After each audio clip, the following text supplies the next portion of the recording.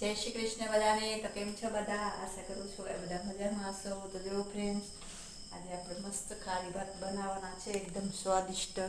તો તેના માટે ડુંગળીને બટેટા સુધારી લીધા છે, અને મીઠો લીંબુ લઈ લીધો છે, આદુ લસણની પેસ્ટ, અહીંયા તેલ મૂકી દીધું છે તપવા. તો આપણે જો મસ્ત મસાલા નાખીશું. તમાકપત્રી, બાદિયા, ડગરફૂલ, રાઈ, જીરું, મરી બધું નાખીને મસ્ત વઘાર કરશું આપણે.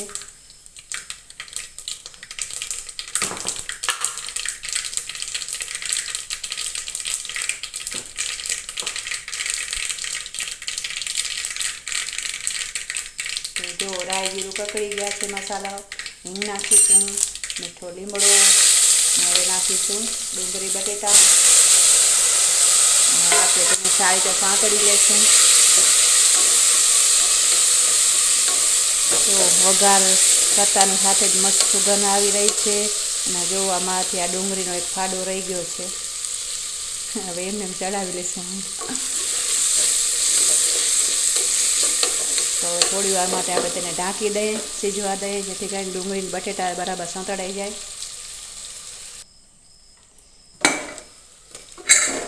તો જો ફ્રેન્ડ્સ, અહીંયા ડુંગળીને બટેટા થોડાક ચડી ગયા છે, જો કલર બદલાઈ ગયો છે. તો હવે આપણે નાખીશું આદુ અને લસણની પેસ્ટ,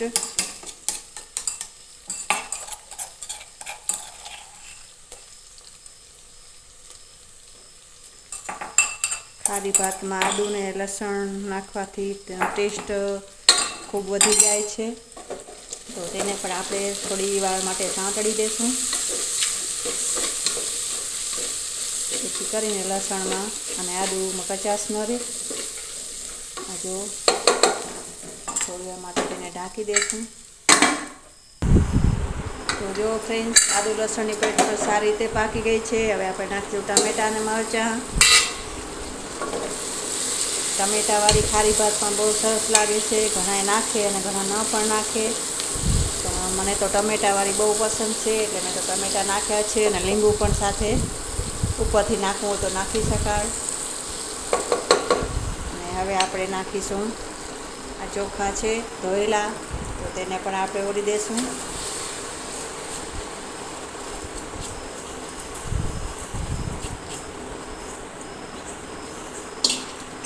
તેને પણ આપણે બરાબર મિક્સ કરી અને થોડી વાર માટે આપણે ડુંગળી બટેટા અને ટામેટાં ભેગા સીજવા દઈશું.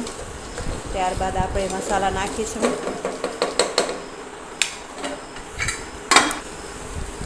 તો જો ફ્રેન્ડ્સ, હવે આપણે નાખીશું સૂકા મસાલા. સૌપ્રથમ તો હળદર નાખીશું જરૂર પ્રમાણે, લાલ મરચું નાખીશું, ધાણા જીરું પાવડર નાખીશું. આપણે બરાબર મિક્સ કરી લઈશું.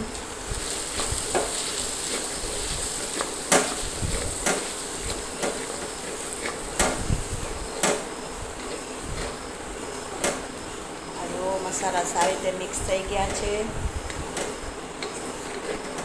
જો મસાલા નાખતા કલર મસ્ત બદલાઈ ગયો છે. હવે આપણે નાખીશું પાણી.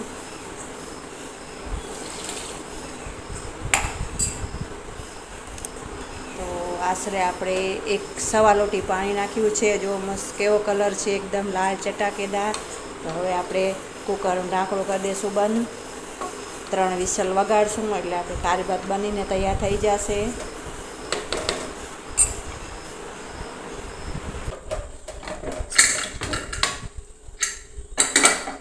ફ્રેન્ડ્સ, અહીંયા આપણા સરસ મજાના ખારા ભાત બનીને તૈયાર થઈ ગયા છે.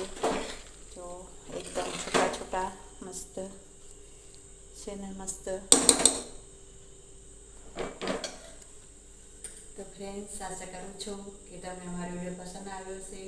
તો પ્લીઝ મારી ચેનલમાં નવા હો તો લાઈક અને સબસ્ક્રાઈબ કરવાનું ભૂલતા નહીં. જય શ્રી કૃષ્ણ બધાને.